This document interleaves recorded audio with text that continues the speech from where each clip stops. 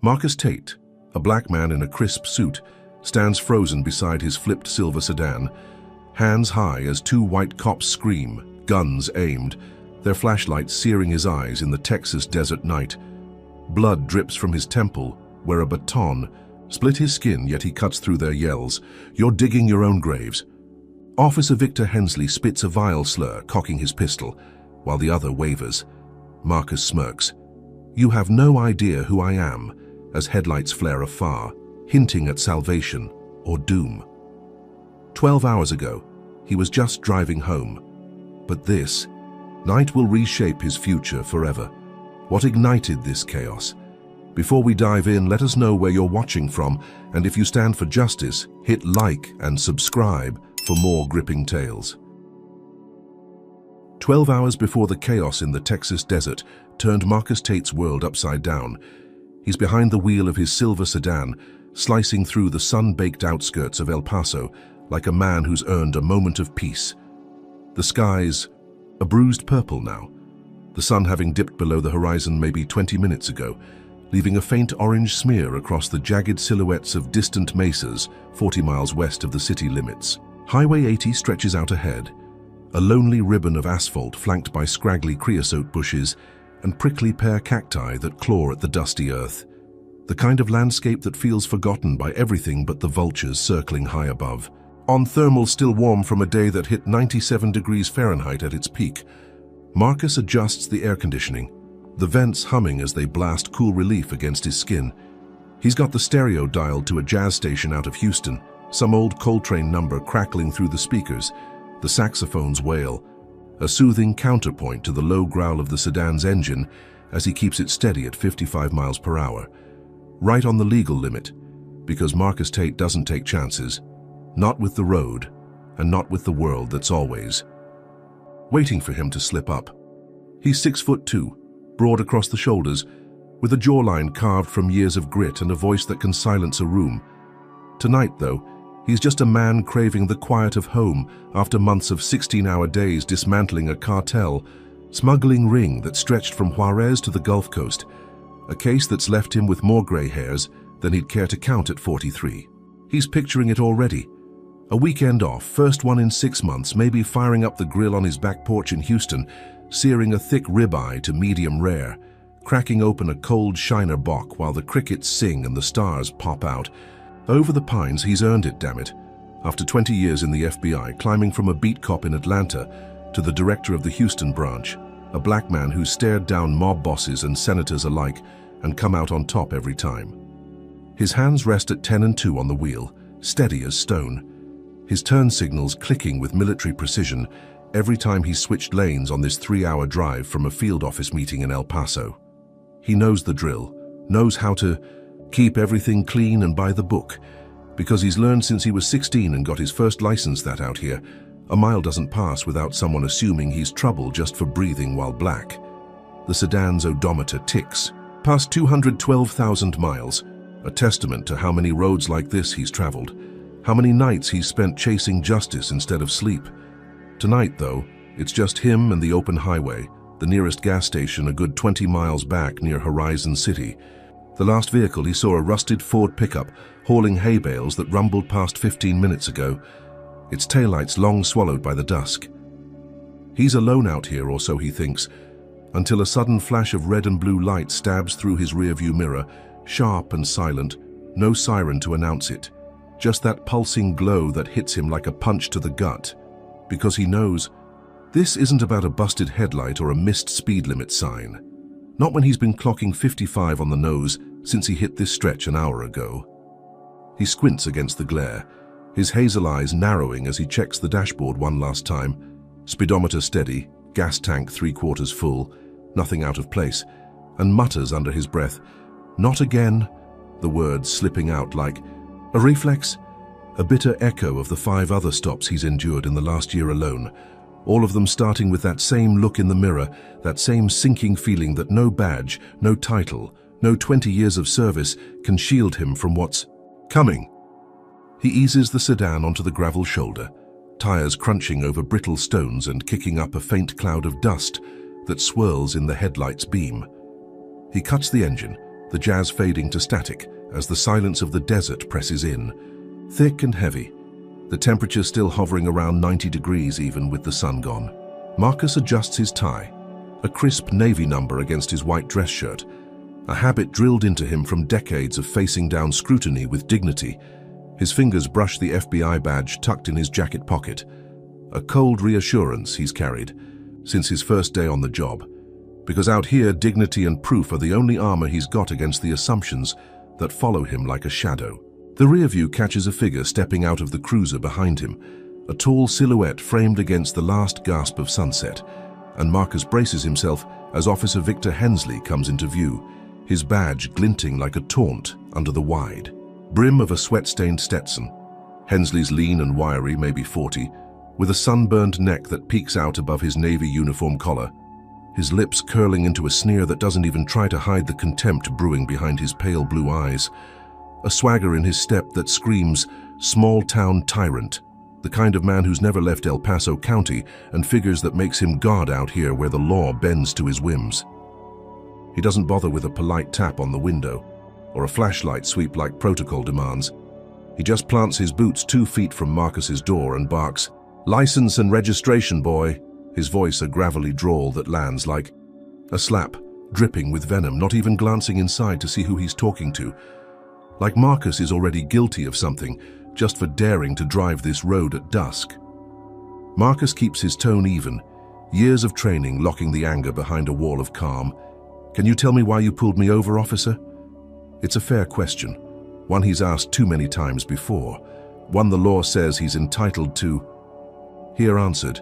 But Hensley doesn't bite, just leans closer, his shadow spilling across the open window, his breath sour with chewing tobacco as he snaps, "You people always think you're above the law, don't you?"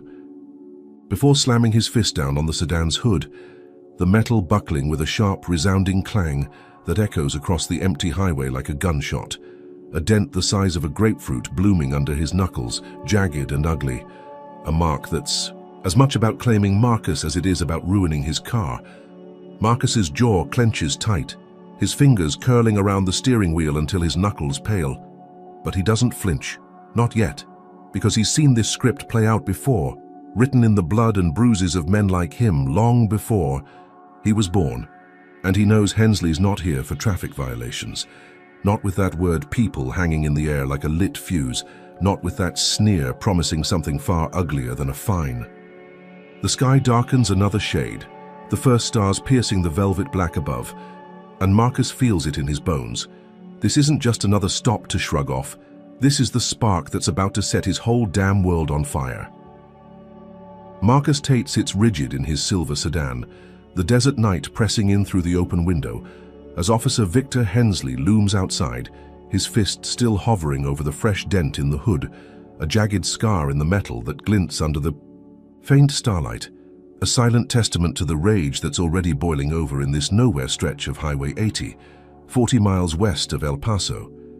The air's thick with the lingering heat of 90 degrees Fahrenheit, a dry, suffocating weight that sticks to Marcus's skin, his crisp white shirt dampening at the collar as he forces his breath to stay even.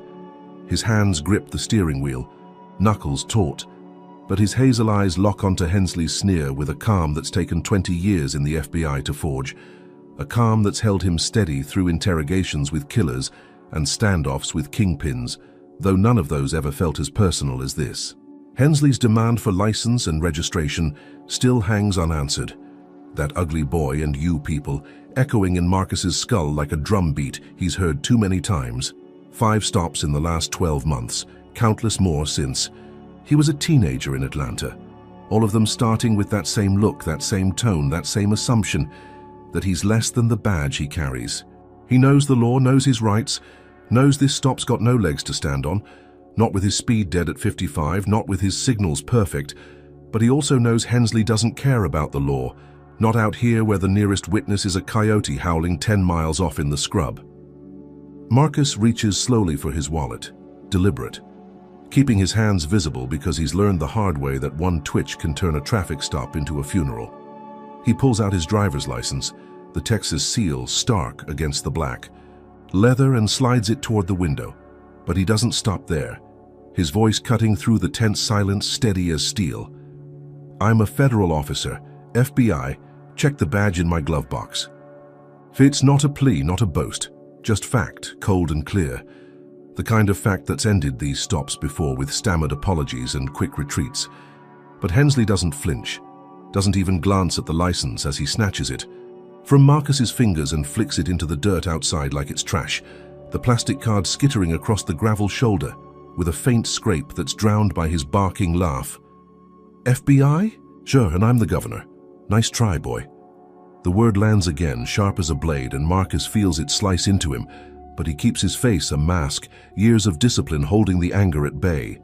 Hensley leans in closer, his sunburned face, inches from the window, tobacco-stained breath fouling the air, and yanks the driver's door open with a creak of metal, barking, "Out, now!"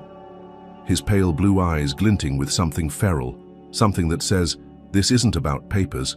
Anymore, it's about power, about putting Marcus in his place. Marcus doesn't argue, not yet. He steps out slow and deliberate, hands raised just enough to show he's no threat, his 6'2" frame unfolding from the sedan with a quiet dignity that only seems to stoke Hensley's fire.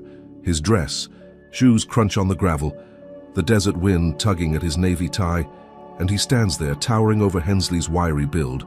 But the cop doesn't back off, just steps up, chest puffed, and shoves Marcus hard against the car, the sedan rocking. Slightly as Marcus's back slams into the doorframe, Hensley snarling low, "You don't belong on my road, never did." The words drip with venom, a racist hiss that's not even subtle anymore, and Marcus feels the jolt of pain shoot up his spine, but he doesn't blink, doesn't give Hensley the reaction he's fishing for. He's faced worse, survived worse. And he's not about to break for this small-time bully with a badge. Before he can respond, headlights flare in the distance. A second cruiser rolling up fast, kicking up dust that stings Marcus's eyes as it screeches to a stop 10 feet away.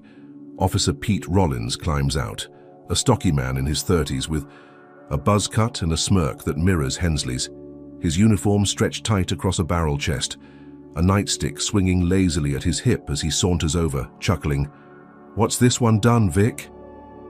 Hensley doesn't miss a beat, spinning a lie as easy as breathing.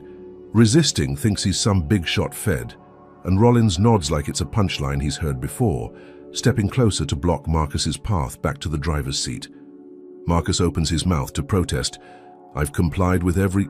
But Hensley cuts him off, grabbing his wrist and twisting it behind his back, slamming a pair of cuffs on so tight the steel bites into his skin, drawing a thin trickle of blood that stains his white cuff red.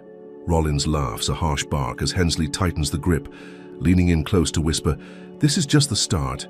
You're gonna wish you'd stayed off my turf." The cuffs click shut, the sound sharp against the desert quiet, and Marcus feels the weight of it. Not just the metal, but the hate, the system that lets men like Hensley wield it unchecked.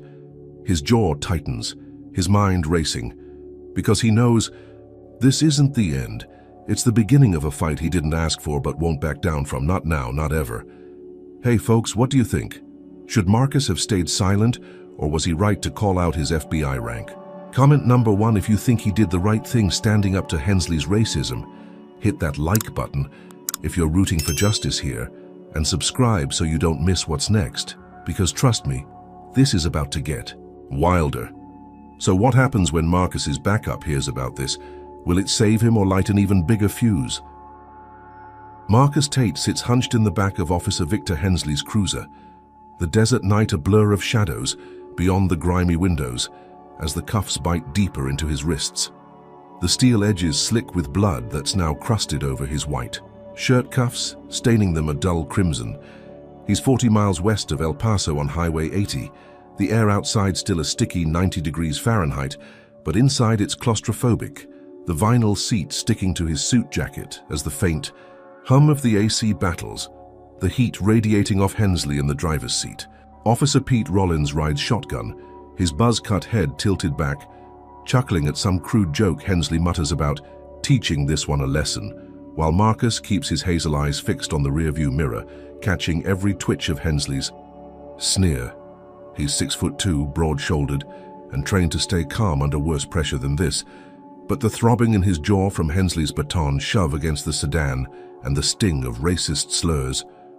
Boy, you people are testing that calm, pushing it to a razor's edge he hasn't felt since his early days as a beat cop in Atlanta 20 years ago.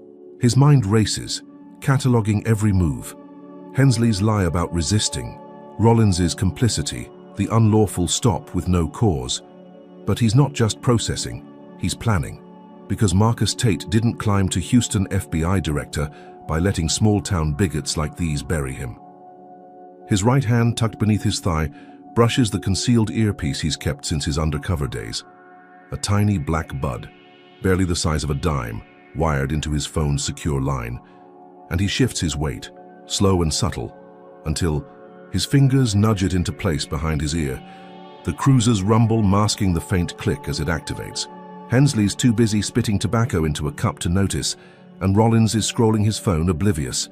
Marcus presses his thumb against the earpiece, whispering so low it's barely a breath.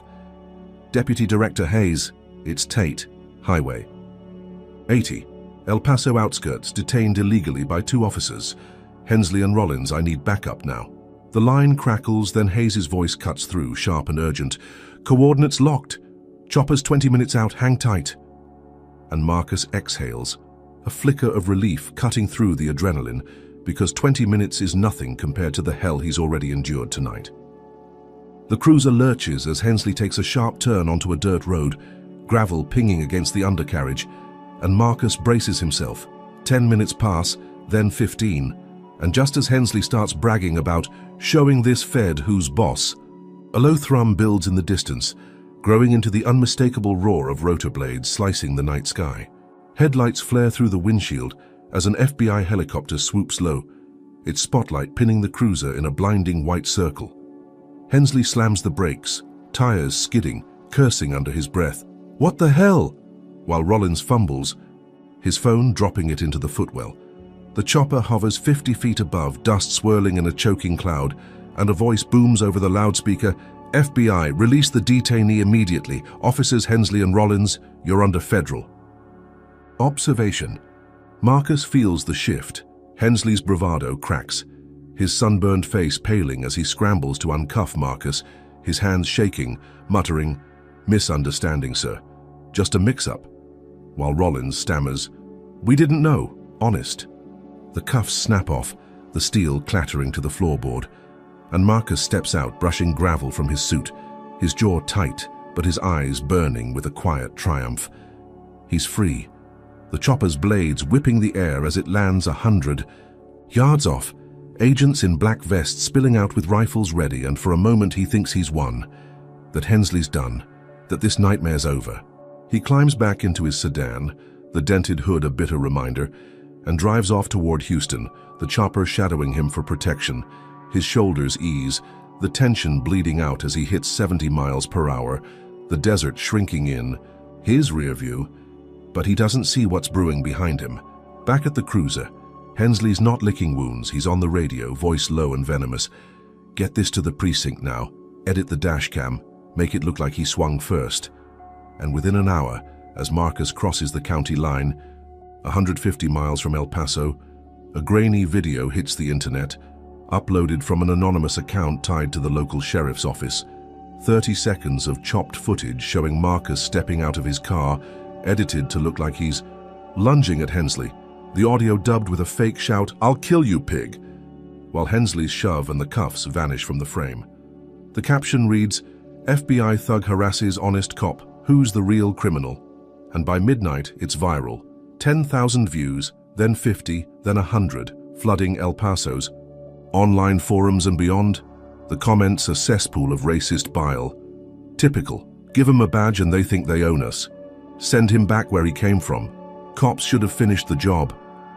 Marcus pulls into a gas station 50 miles from home, the neon sign buzzing above a pump that's seen better days, and checks his phone. His inbox is flooded. His deputy director's texting, "You see this yet?"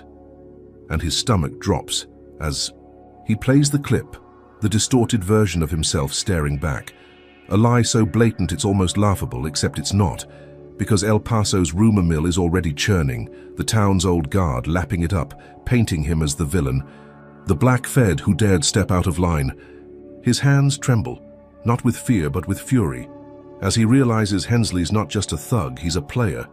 And this smear's hitting harder than any baton, turning his escape into a trap he can't outrun. The gas pump clicks off, the tank full at 12 gallons, but Marcus doesn't move.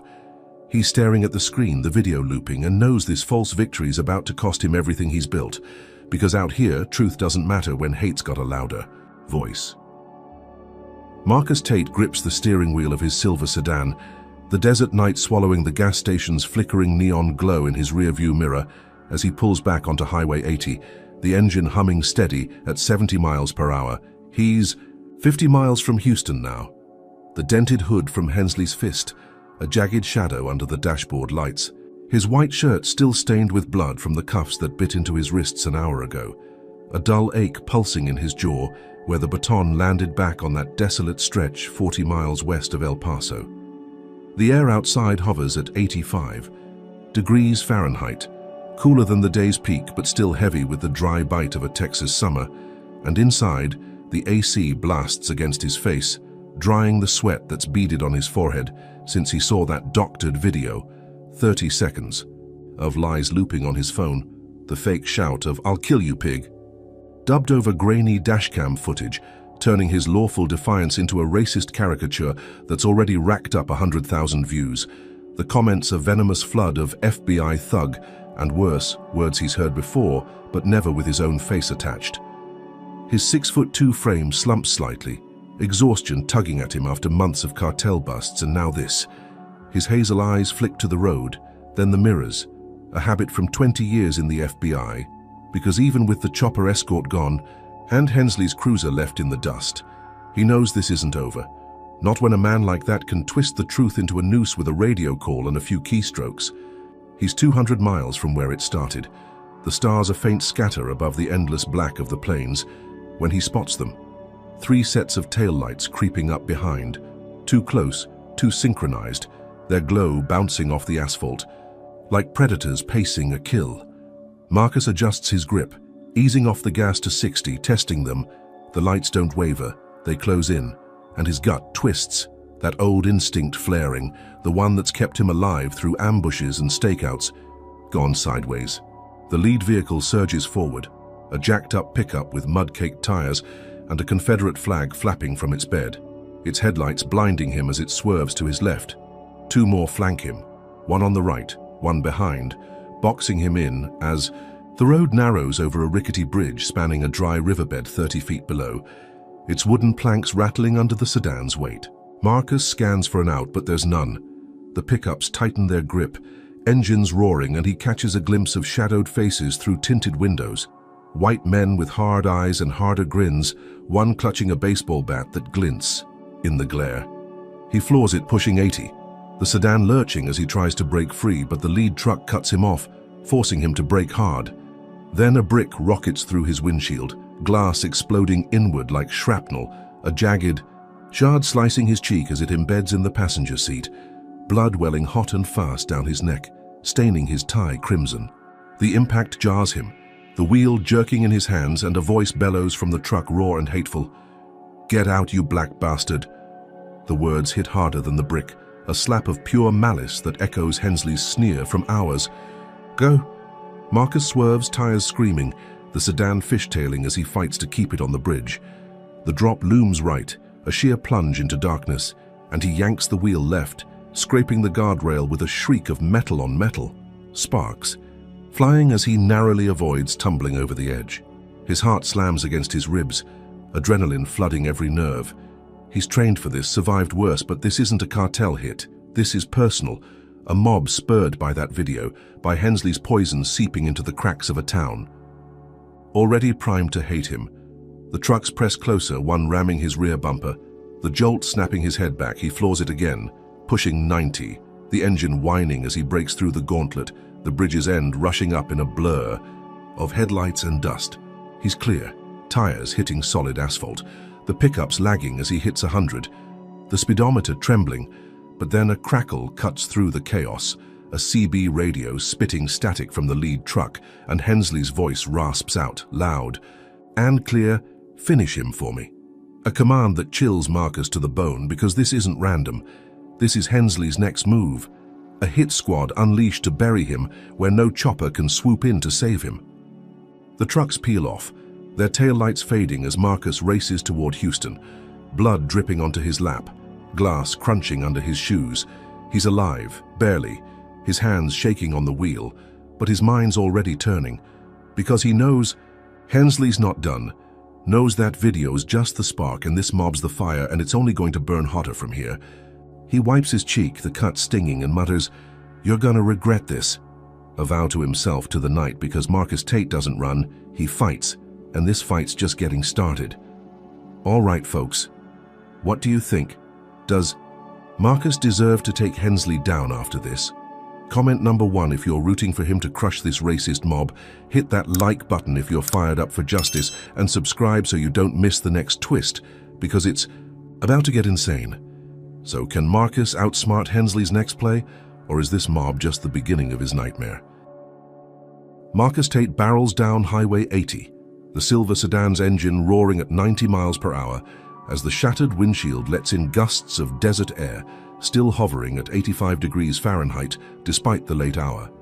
He's 40, miles from Houston now, blood crusting on his cheek from the brick that nearly took his head off on that rickety bridge 10 minutes ago, the jagged glass embedded in the passenger seat glinting under the dashboard lights like a grim trophy of the mob's attack. His navy tie hangs loose, shredded at the end where it caught on the guardrail during his escape, and his white shirt's a mess of red stains, blood from his wrists, his cheek, his pride. But his hazel eyes stay sharp, scanning the road through the spider-webbed windshield. His 6'2" frame tense as he grips the wheel with hands that still tremble from the adrenaline of outrunning those Confederate flag-waving pickups, orchestrated by Hensley's venomous "Finish him" crackling over the CB radio. The viral video's lies, FBI thug harasses honest cop, still burn in his mind 100,000 views and counting, turning him into a target for every racist with a grudge within 100 miles of El Paso. And that mob was proof. Hensley's not just a rogue cop. He's a puppet master pulling strings Marcus can't yet see. He's 240 miles from where this nightmare kicked off with that unlawful stop. The stars overhead blurred by the wind whipping through the broken glass, when he spots the faint glow of El Paso's city limits. Just 10 miles ahead. A chance to stop, breathe, get help. So he eases off the gas, dropping to 60, and veers toward a precinct he knows from joint ops with local PD, a squat brick building off the interstate that's handled cartel busts alongside his Houston team over the past 3 years. The sedan limps into the parking lot, tires crunching over loose gravel, the dented hood rattling as he kills the engine. He's a mess, bloodied and bruised, but he's the damned FBI director, and he's not about to let Hensley's goons chase him into hiding like some fugitive from that doctored footage. He steps out, wincing as his dress shoes hit the pavement, the night air stinging the fresh cut on his cheek, and adjusts his jacket, torn at the shoulder but still carrying the weight of his badge in the inner pocket, a cold steel lifeline he's clung to for 20 years. The precinct's neon sign buzzes overhead, casting a sickly green glow across the lot, and Marcus strides toward the glass doors, his jaw set, his mind racing with a plan. Report the stop, the mob, the video, get federal eyes on Hensley before this spirals further. But as he pushes inside, the desk sergeant, a wiry white man with a grey mustache, barely looks up from his coffee, muttering, "State your business," in a drawl that's more boredom than badge.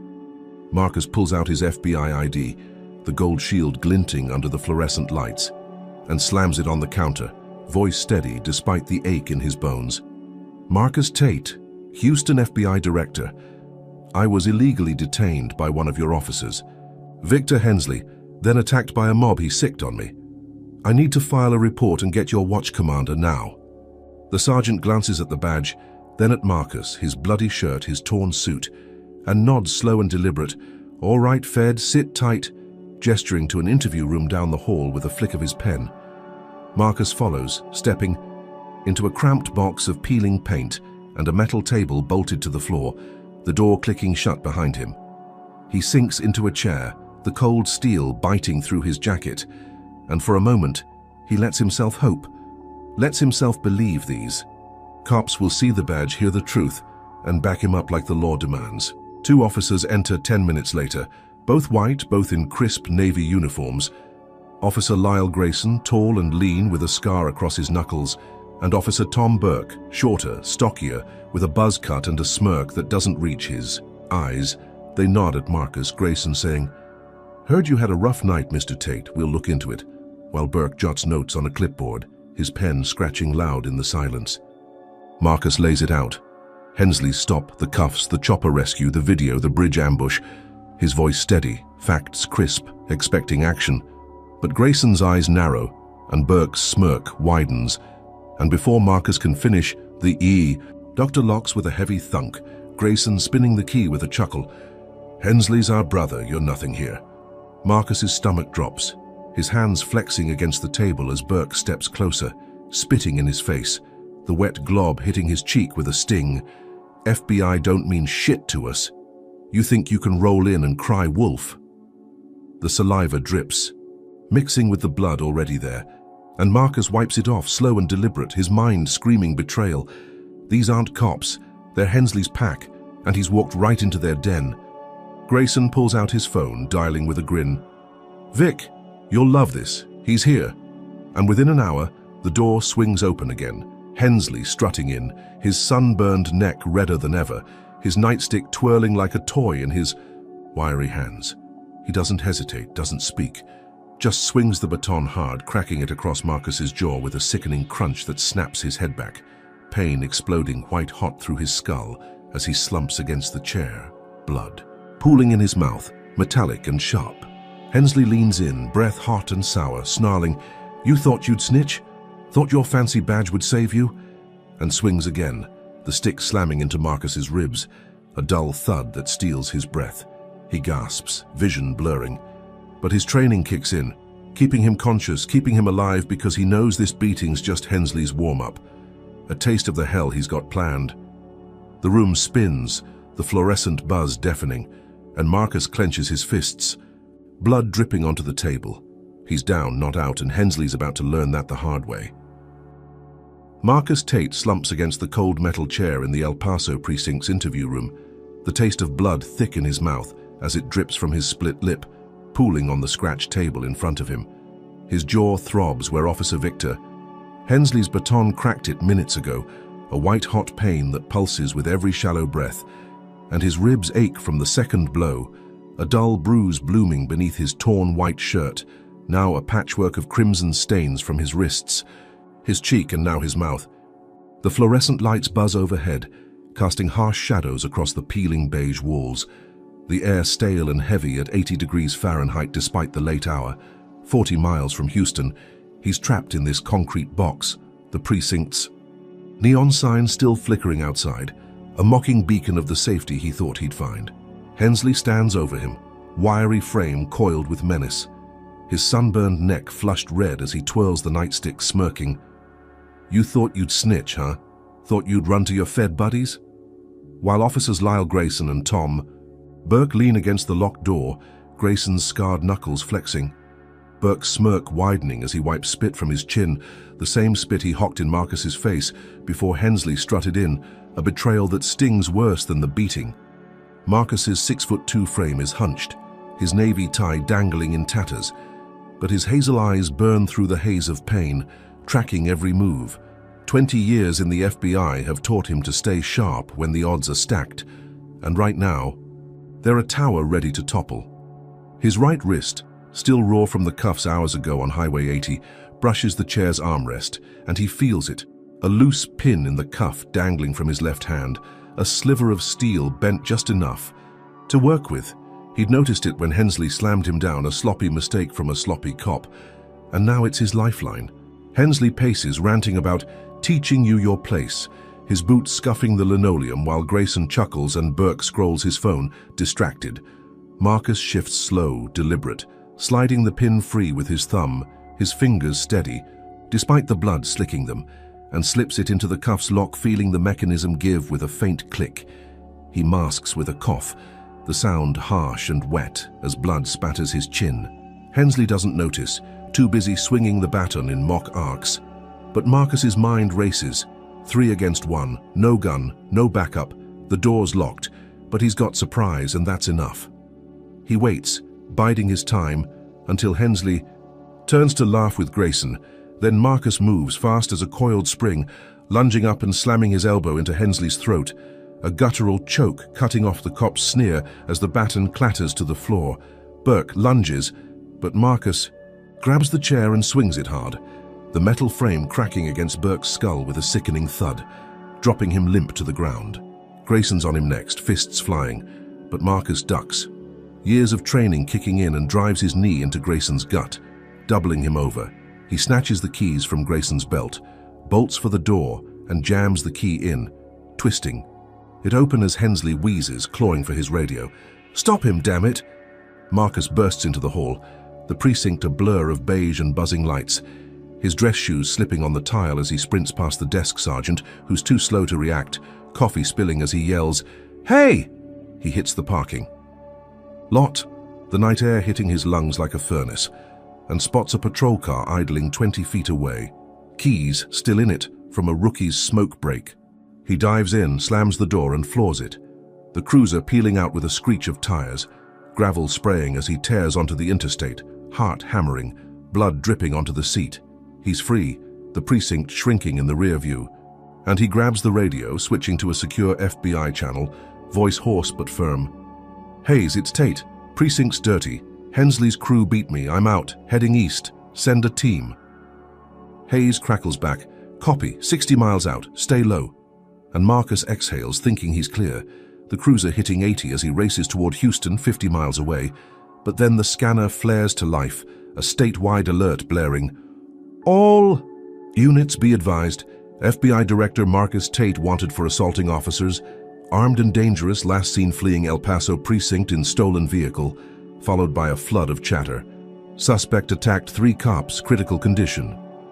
Marcus's gut twists. He didn't kill anyone, Burke's out cold, not dead.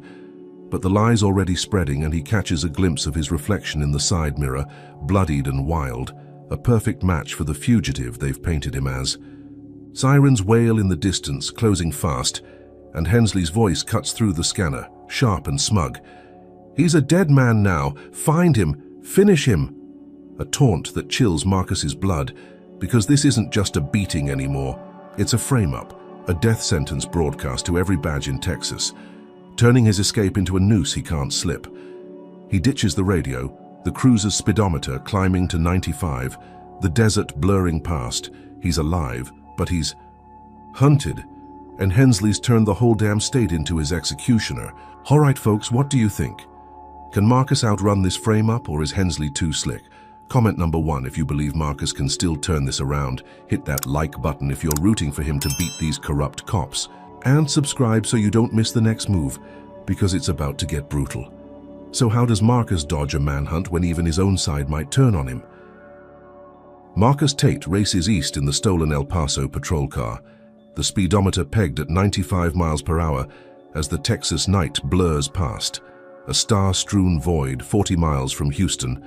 The cruiser's headlights cut through the darkness, illuminating the cracked asphalt of Interstate 10, the air rushing in at 80 degrees Fahrenheit through the open window, drying the blood caked on his cheek from the brick attack and the fresh split on his lip from Hensley's baton back at the precinct. 20 minutes ago. His white shirt's a ruin, torn, stained with crimson from his wrists, his jaw, his ribs. His navy tie a shredded rag flapping against the seat, and his 6'2" frame hunches over the wheel, every muscle screaming from the beating. The escape. The relentless chase that's turned him from FBI director into a fugitive in less than 12 hours. The statewide alert still crackles over the scanner. Marcus Tate wanted for assaulting officers armed and dangerous, a lie spun by Hensley's smug "he's a dead man now" echoing in his ears, and sirens wail in the distance, faint but closing, a pack of hounds on a scent he can't shake. His hazel eyes dart to the fuel gauge. Half a tank, maybe 12 gallons left, enough to reach Houston if he pushes it. But his mind's not on the road. It's on Lena, his wife of 15 years, and their 12-year-old son, Jamal, waiting. At home in their quiet suburb off the Gulf Freeway, oblivious to the storm Hensley's unleashed with that viral video and now this manhunt. He ditched his phone after the precinct, knowing it's a beacon for every cop in Texas. But he's got a burner stashed in the glove box from an old op. 2 minutes out, he fishes it out, a cheap flip model with a cracked screen, and dials Lena's number. His voice hoarse as it rings. Pick up, because he needs to warn her, needs to keep them safe from the fallout he's dragging behind him like a shadow 300 miles long since that stop on Highway 80. She answers. On the fourth ring, her voice sleepy but sharp. Marcus, where are you? It's past midnight, and he cuts in, urgent. Lena, listen, pack a bag, take Jamal, get to my sister's in Austin now. Cops framed me, they're coming, don't ask, just go. There's a pause, a rustle of sheets, then her breath. Hitches, what, framed, Marcus, what's... But the line cuts dead, a burst of static swallowing her words. He redials, nothing, just silence, and his gut twists because he's too late, because Hensley's not playing small anymore. 50 miles away in Houston, Lena Tate stands in their 2-story colonial, her bare feet cold on the hardwood floor of their bedroom, her brown eyes wide as she clutches the cordless phone, its dial tone humming like a warning. She's 39, a high school principal with a no-nonsense edge, her hair pulled back in a braid that's fraying from sleep, her nightgown swaying as she turns to the window, peering through the blinds at the quiet street lined with oaks and picket fences. Jamal's upstairs, probably sprawled across his bed with comics, oblivious. She's halfway to the stairs. Marcus's "They're coming" ringing in her ears when headlights flood the driveway. 3 SUVs screeching to a halt, their doors flying open as a SWAT team in black vests spills out, rifles raised, red lasers dancing across the front porch like fireflies on a warpath. She freezes, heart slamming, as the door explodes inward, wood splintering under a battering ram. 6 officers storm in, shouting, "Houston PD, hands up!" And she's shoved to the floor, her knees cracking against the oak, a gloved hand, pinning her down as she yells, "What's happening? This is my house!" Upstairs, Jamal screams, "Mom!" And she twists, seeing him dragged down in pajamas, his skinny arms flailing as an officer cuffs him, his comics scattering like confetti. She's helpless, her voice breaking. "He's 12. Let him go." But the lead cop, a square-jawed man named Sergeant Ed Voss, ignores her, barking orders as his team tears through the house, ripping cushions, smashing frames, overturning drawers. Voss kneels beside her, smirking. "Your husband's a drug runner, FBI's a front. Where's he hiding the stash?" And Lena spits back, "That's a lie, he's the director, you idiot." But Voss just laughs, cold and hollow, and pulls a plastic bag from his vest, a pound of cocaine pristine and planted, tossing it onto the coffee table with a thud. "Found it. Looks like you're in on it too." She stares, horror sinking in as cameras flash, evidence logged, upstairs. Jamal sobs, "Dad didn't do this." But the cuffs stay tight and Voss radios, "Suspect's family detained, narcotics secured, tell Hensley it's done." 50 miles out, Marcus floors the cruiser, hitting 100, the burner dead in his hand. He's too far, too late. And the scanner crackles again. A news report breaking through. Breaking, Houston FBI Director Marcus Tate's home raided. Wife and son arrested in drug bust, tied to his assault on El Paso officers. Followed by Hensley's voice on a live feed, fake tears thick. "He's a disgrace to the badge. My heart breaks for this city." Marcus slams the wheel, rage boiling over, blood dripping onto his lap as the broadcast cuts to a reporter outside his house. Lena's face blurred but unmistakable as she's hauled into a van, Jamal beside her. The gas station payphone looms. Ahead, a rusted relic 30 feet off the interstate, and he screeches to a stop, stumbling out, quarters jangling as he dials Hayes again, voice raw. "They hit my family, planted drugs. Hensley's behind it. I need you now." Hayes snaps back. "Team's en route. Hold on." But Marcus knows holding on isn't enough. His escape's a hollow victory. His family's the price, and Hensley's turned his badge into a weapon sharper than any nightstick. Marcus Tate stands hunched over the payphone at a crumbling gas station 30 feet off Interstate 10, the receiver slick with sweat and blood as his hoarse voice rasps into it. "They hit my family, planted drugs. Hensley's behind it. I need you now." The night air's a stifling 80 degrees Fahrenheit, wrapping around him like a wet blanket. 40 miles from Houston, his silver sedan abandoned 300 miles back on Highway 80, replaced by the stolen cruiser idling beside him, its engine ticking as the tank dips below a quarter, maybe 6 gallons left after his 100-mile-per-hour dash from El Paso's corrupt precinct. His white shirt's a shredded mess, blood from his cheek, his jaw, his ribs staining it beyond recognition. His navy tie long gone, his 6'2" frame trembling with a fury he hasn't felt in 20 years of FBI service, not since he took down his first kingpin and swore no one would touch his own again. Deputy Director Hayes crackles back. Teams en route, safe house, 50 miles southwest, coordinates coming, hold on. But Marcus doesn't wait, slamming the phone down, quarters clattering as he lurches to the cruiser, his hazel eyes burning through the pain. Lena and Jamal in cuffs, that planted cocaine bag flashing on the news, Hensley's fake tears on the radio. It's a knife in his gut, and he's done running, done hiding from a small-time thug who's turned his life into a manhunt. He floors the cruiser, tires screeching as he peels southwest, the statewide alert. Marcus Tate wanted for assaulting officers, still blaring, but he's got a plan because Hensley's not the only one with moves.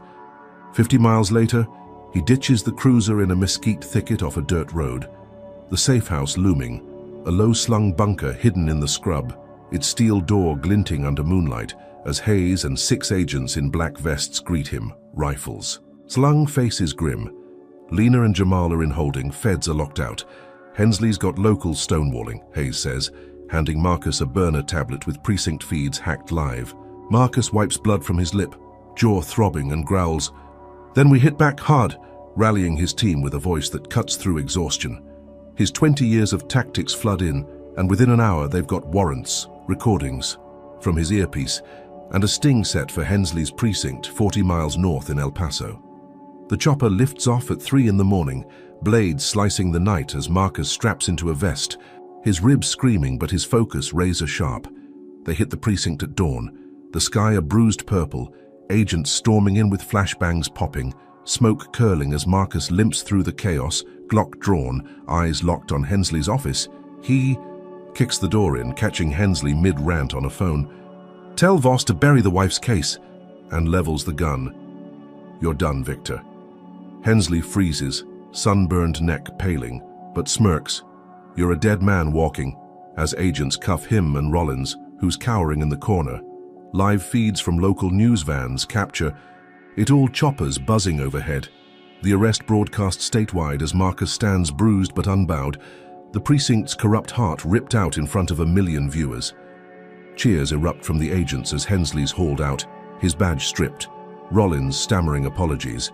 Marcus exhales, thinking it's over, that Lena and Jamal will be freed, that he's clawed back justice from 12 hours of hell sparked by that Highway 80 stop. He steps outside, the sun just cresting the horizon, a faint 85 degrees warming his bloodied face. His team slaps his back, Hayes nodding. "We've got him, 10 years minimum." And for a moment, Marcus believes it. Lets the weight lift, the nightmare fade. But then a crack splits the air, a sniper's bullet grazing his shoulder, tearing through his vest with a searing burn that drops him to his knees, blood pooling fast as agents scatter, shouting, "Shooter! Rooftop!" He clutches the wound, vision swimming, and something flutters down. A note landing in the dust beside him, scrawled in black ink, "You're next, traitor." His team returns fire, the sniper vanishing as sirens wail, but Marcus stares at the paper. Hensley's grin flashing in his mind, the cops cuffed 20 feet away in a squad car, smirking through the window, mouthing, "This ain't over." And Marcus realizes this isn't Hensley's endgame. It's a signal, a thread, to something bigger, someone pulling strings he hasn't cut yet. He staggers up, blood soaking his arm, his team dragging him to cover. Hensley's down, but the war's not won. And Marcus's counterstrike just painted a target on his back larger than any video or mob ever could. All right, folks, what do you think? Did Marcus do enough to bury Hensley here? Comment number 1 if you think he deserves this win after all he's endured. Hit that like button if you're cheering for his fight against corruption, and subscribe so you don't miss the next blow, because this sniper's just the start. So who's behind that bullet? And how much deeper does this conspiracy run? Marcus Tate limps into the El Paso County Courthouse, his left shoulder bandaged beneath a fresh suit jacket, the sniper's bullet from 12 hours ago still a dull ache as blood seeps through the gauze. 40 miles from Houston, he's 300 miles from where this hell started on Highway 80. The air outside a crisp 75 degrees Fahrenheit under a late morning sun. But inside, the courtroom's a pressure cooker, packed with 200 spectators crammed into wooden pews, their murmurs buzzing like wasps as he steps to the witness stand. His white shirt's clean now, no trace of the blood that stained it from Hensley's beating or the mob's brick, but his 6'2" frame carries the weight of it all, his jaws bruised purple, his ribs tender, his hazel eyes shadowed. From sleepless nights since Lena and Jamal were hauled off in cuffs 48 hours ago on that fake drug bust, orchestrated by Hensley's allies. The precinct raid at dawn, Hensley and Rollins cuffed live on air, felt like a win. But that sniper's note, "You're next, traitor," and Hensley's smirk from the squad car haunt him, a promise of more pain lurking beyond this trial. The courtroom's oak-paneled walls gleam under fluorescent lights. The judges gavel a sharp crack as proceedings begin. Victor Hensley sits at the defense table, wiry and pale, his sunburned neck stark against a cheap grey suit. His smirk gone, but his pale blue eyes glinting with defiance as his lawyer, a slick man named Ray Carver, adjusts his tie. Marcus grips the stand, swearing in, his voice steady despite the pain. He's got evidence stacked like a fortress, the earpiece recording from the initial stop, precinct security logs showing Hensley's entry for the beating, hacked radio, chatter of "finish him" to the mob, and sworn statements from his agents about the raid. Airtight, every piece logged and time-stamped, a case he's built over 20 years to bury bastards like this. The prosecutor, a sharp-eyed woman named Carla Ortiz, paces, her heels clicking as she lays it out. Hensley's illegal stop, the assault, the smear video now at 300,000 views, the mob attack, the precinct betrayal, the family, raid, all tied to his badge, all dripping with racism, and Marcus testifies, calm but cutting. "He called me boy, cuffed me for nothing, beat me with a baton. When I fought back, he turned my family into targets with planted drugs." The jury, 10 locals, mixed ages, mostly white, leans in, some nodding, some stone-faced. But the room shifts when Ortiz plays the precinct feed. Hensley's baton cracking Marcus's jaw in grainy black and white, gasps rippling through the crowd. Carver counters, spinning Hensley as overzealous, stressed, claiming Marcus provoked the stop. But the evidence buries it. 3 hours later, the jury's back, the foreman reading, "Guilty, abuse of power, assault, corruption, 10 years. And Hensley's head drops, his fists clenching as deputies cuff him, the gavel slamming like a thunderclap. Marcus exhales, ribs aching, thinking it's over. Lena and Jamal's charges will drop, the nightmare that started 12 hours ago on that desert road finally cracking. But as he steps off the stand, the gallery erupts, not with cheers but shouts, "Cop killer!" and "Traitor!" From a cluster of 20 locals in the back, their faces twisted with rage. Confederate patches glinting on their jackets, echoes of the mob that nearly ran him off the bridge. He freezes, hand brushing his Glock beneath the jacket. But the judge bangs for order, deputies pushing back. The victory's real, Hensley's gone, yet the hate's still alive, festering in El Paso's underbelly, fed by that viral lie and Hensley's poison. He heads for the exit, the sun blinding as he steps onto the courthouse steps, 78 degrees now, his team 10 feet behind. Hayes claps his shoulder. "We did it, boss," and Marcus nods, forcing a smile, imagining Lena's voice. Jamal's laugh free soon, but then the mob spills out, 50 strong, surging past deputies too slow to react, their boots thumping the concrete as bottles fly, one shattering against his bandaged shoulder, glass slicing through the suit, blood welling fresh as he stumbles, pain flaring white-hot. They scream, "You framed him, and get out, black bastard." Slurs from the bridge, the video, the precinct all boiling over. And he ducks another bottle, glass exploding at his feet, his Glock half drawn when Hayes pulls him back. Not worth it. The crowd presses, fists raised, a woman spitting. "You'll pay."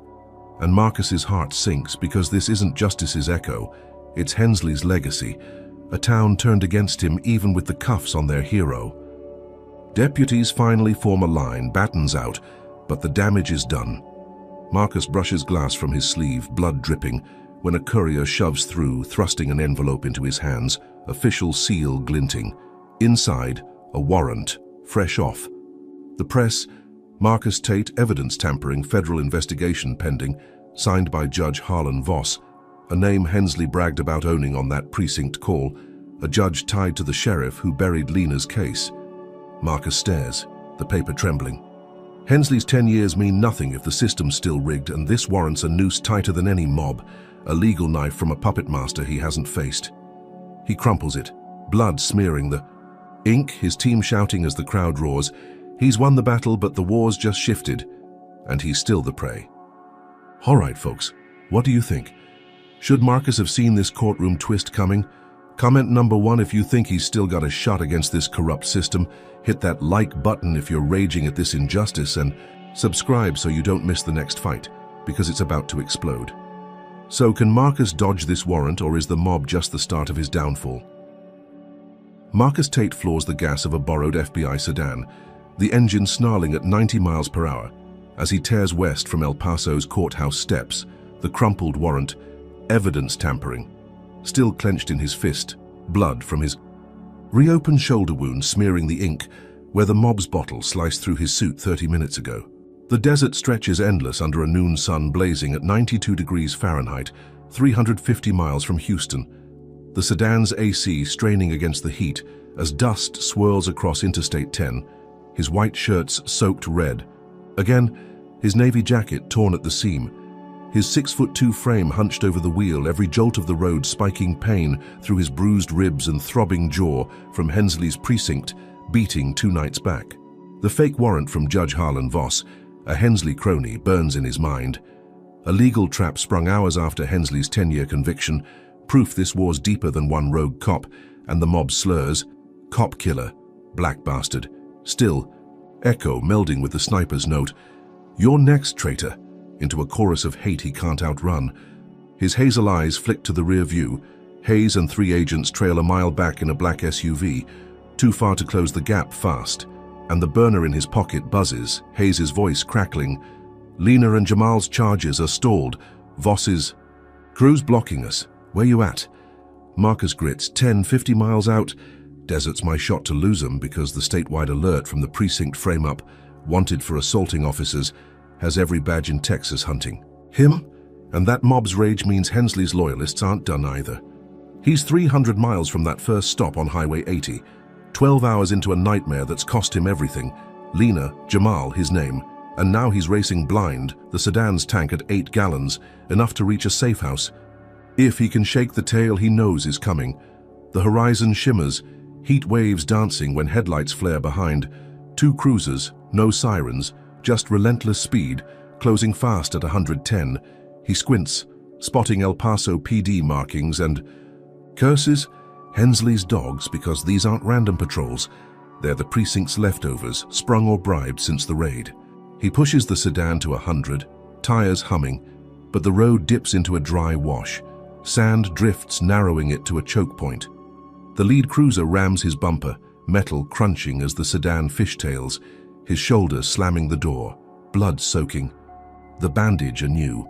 The second rams again, harder, and the wheel jerks. He fights it, but the sand drags and the sedan flips, rolling twice with a scream of steel, glass exploding as it lands upside down 50 feet off the road, dust choking, the air in a thick yellow haze. Marcus hangs from the seatbelt, head spinning, blood dripping onto the roof. His Glock's wedged under the dash, out of reach, and the scene snaps into focus. The desert standoff from 12 hours ago, the flipped silver sedan, now this borrowed. Wreck, hands raised as the cruisers screech up. Officers Lyle Grayson and Tom Burke leaping out, guns drawn, flashlights blinding him through the haze. Grayson yells, "Out now," and Marcus coughs, tasting blood, unbuckling slow. His ribs scream, his shoulders a fire pit. But he staggers out, hands up, mirroring that first night, as Grayson spits. "Thought you'd lock Vic up and walk." "Away!" Burke swings a baton, the same one Hensley used, cracking Marcus's temple, a wet thud that drops him to his knees, blood streaming into his eyes as he gasps. "You're finished." FBI's coming. Grayson laughs, not fast enough, and kicks him flat, boots crunching sand as Marcus rolls. Vision blurring, their guns cock, barrels inches from his head, and he smirks through the pain. "You're digging your graves," stalling as chopper blades thrum in the distance, faint but growing. Hayes' team closing the 50-mile gap. He braces, buying seconds, but then tires screech again. Not FBI, a dozen gunmen in black tactical gear spilling from 3 vans 30 yards. Off rifles blazing, bullets tearing into the cruisers as Grayson dives, shouting, "What the hell?" Burke spins, firing back, but a round catches his chest, dropping him dead in the sand.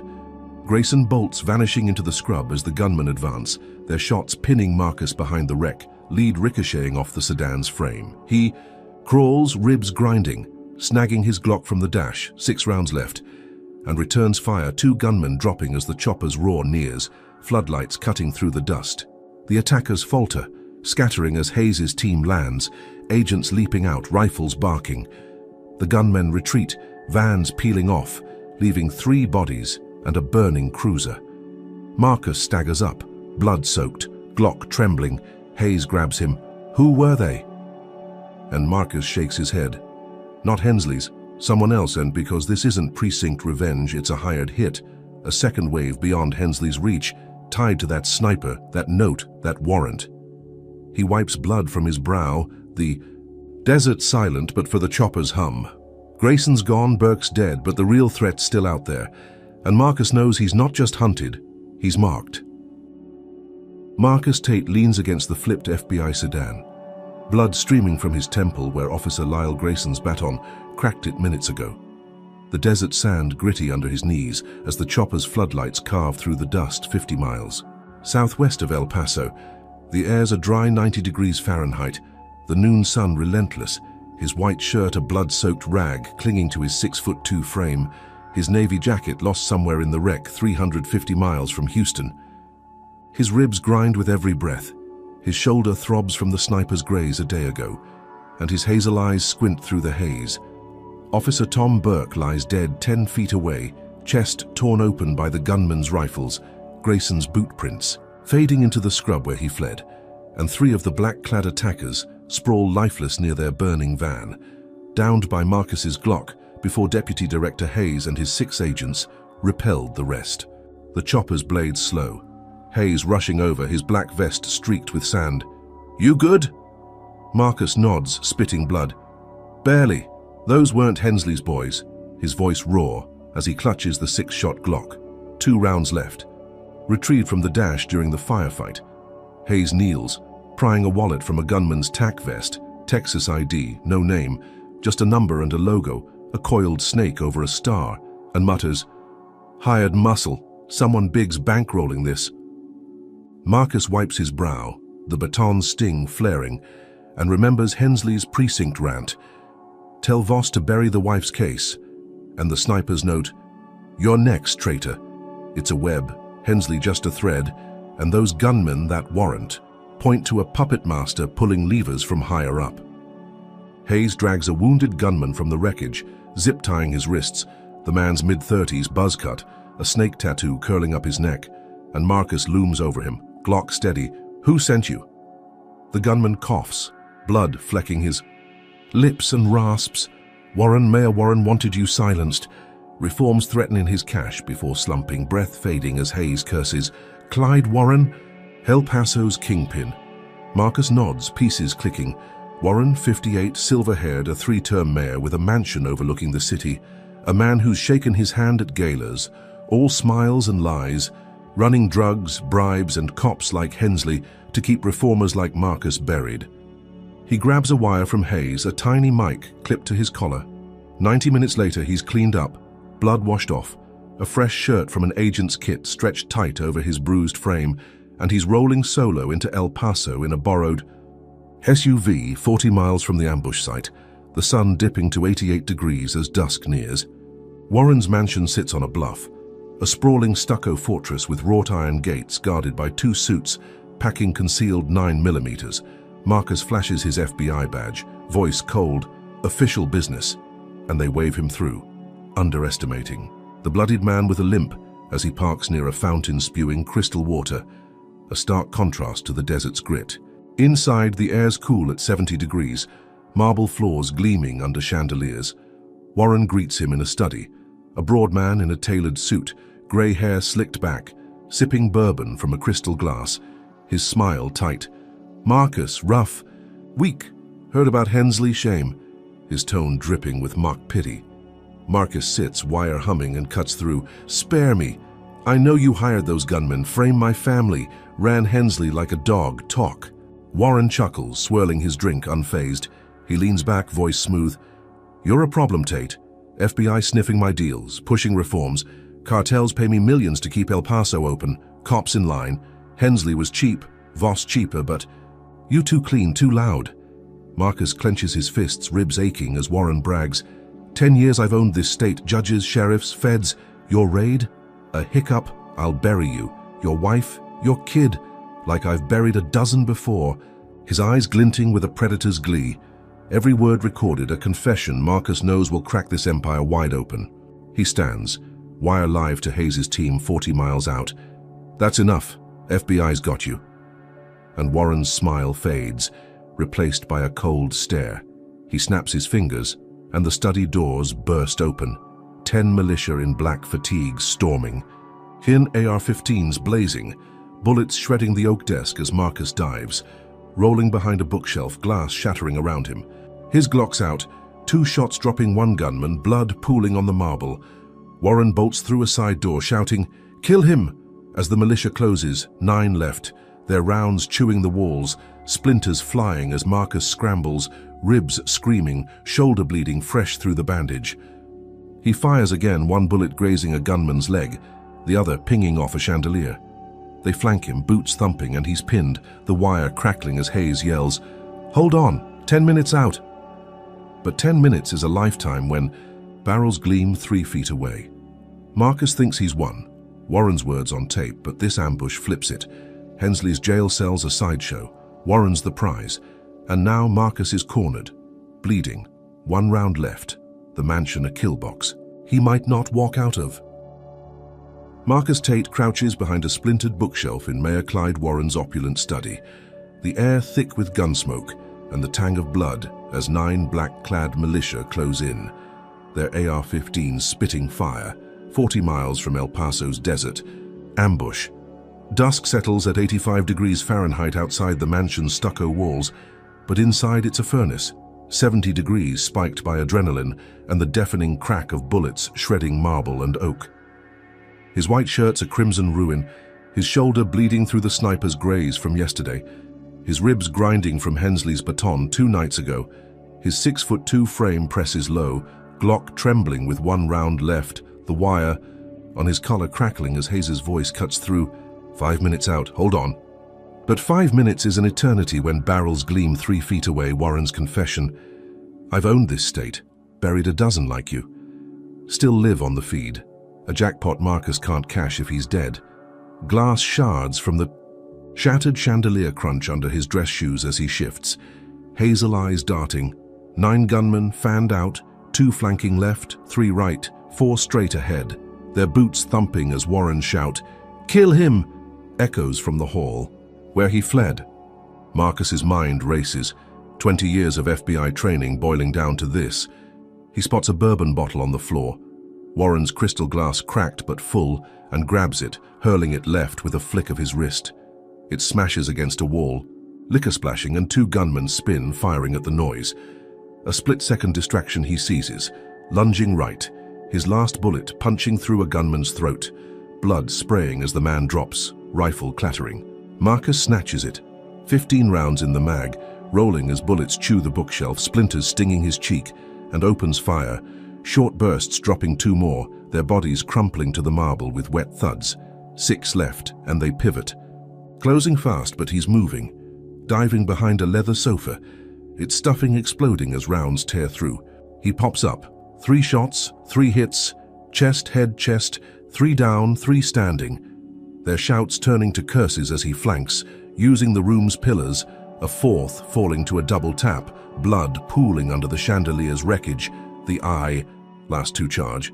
one swinging a knife as Marcus's rifle clicks empty, and he ducks, slamming the stock into the man's jaw, bone cracking as he spins, grabbing the knife mid-fall and plunging it into the second's gut, a gurgling choke as the gunman collapses, the study silent, but for the drip of blood and the distant thrum of chopper blades. Marcus staggers, ribs screaming, shoulder a firestorm. He grabs a spare mag from a corpse, reloads, and limps after Warren, kicking through the side door into a garage where the mayor's scrambling for a black Escalade, keys jangling. Marcus fires a warning shot, tire popping, and Warren freezes, hands up, silver hair wild. "You're done, Tate. My men." But Marcus cuts him off. "Your men are dead," dragging him back as Hayes's chopper lands outside, agents storming. Gun cuffs snapping on Warren's wrists. Live feeds catch it, news vans swarming the gates 40 yards off, broadcasting Warren's fall statewide, his empire of drugs, bribes, and corrupt cops crumbling in real time as Marcus stands, bloodied, but unbroken. The wires tape a sledgehammer to El Paso's rot. Deputies haul Hensley's puppet master to a convoy, his tailored suit rumpled, his reins shattered. Marcus leans on Hayes, shoulder pulsing. "Get Lena and Jamal out, now," and Hayes nods. Charges dropped, they're free. Voss's cruise. Folding. A victory carved from 12 hours of hell since that Highway 80 stop. Hensley's 10 years a footnote to Warren's collapse. Dust settles, sirens wail, and Marcus limps to the convoy, the sun dipping below the bluff. He's won, the war's over, justice clawed back from a system that tried to bury him, his family, his name. But as agents load Warren, a figure steps. From an SUV, Lena, her braid frayed, her brown eyes hollow. Jamal beside her, clutching a backpack, his 12-year-old face streaked with tears. Marcus stumbles forward, relief flooding, until Lena holds up a hand, stopping him 10 feet off, her voice flat. "We're done, Marcus," and hands him an envelope. Divorce papers crisp despite the chaos, her words cutting deeper than any bullet. "You saved the world, not us. I can't live like this. Jamal can't." He stares, the papers trembling. Blood from his fingers stains the seal. His mind blank as she turns, Jamal glancing back, eyes wet but hard.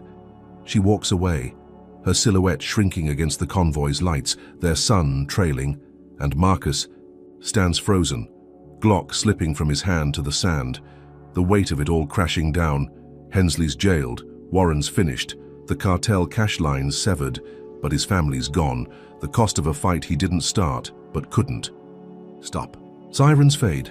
Agents shout orders and he's alone, victorious but hollow. The desert swallowing the last of the day as Lena's car vanishes down the bluff. He's toppled giants, rewritten justice, but lost the one thing he swore to protect, a twist sharper than any sniper's aim.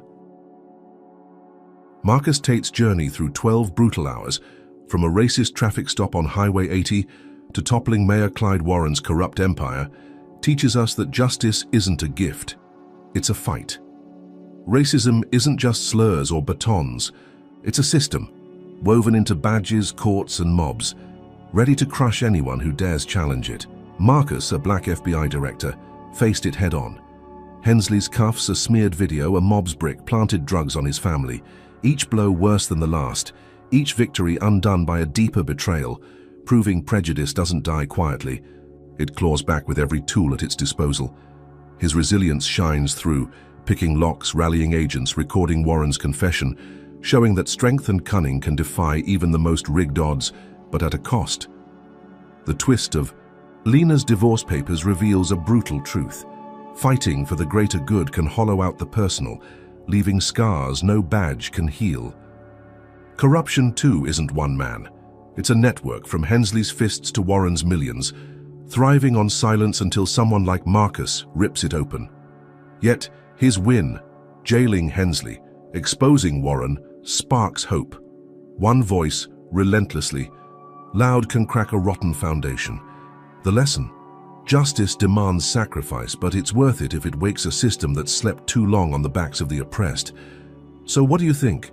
Did Marcus pay too high a price for justice, or was it the only way to break this cycle? Comment below, hit that like button if this story fired you up, and subscribe and share to keep these tales alive. Your voice matters. Thanks for sticking with us through this wild ride. We're grateful for every one of you. Here's to standing tall against injustice. Stay strong and keep fighting the good fight.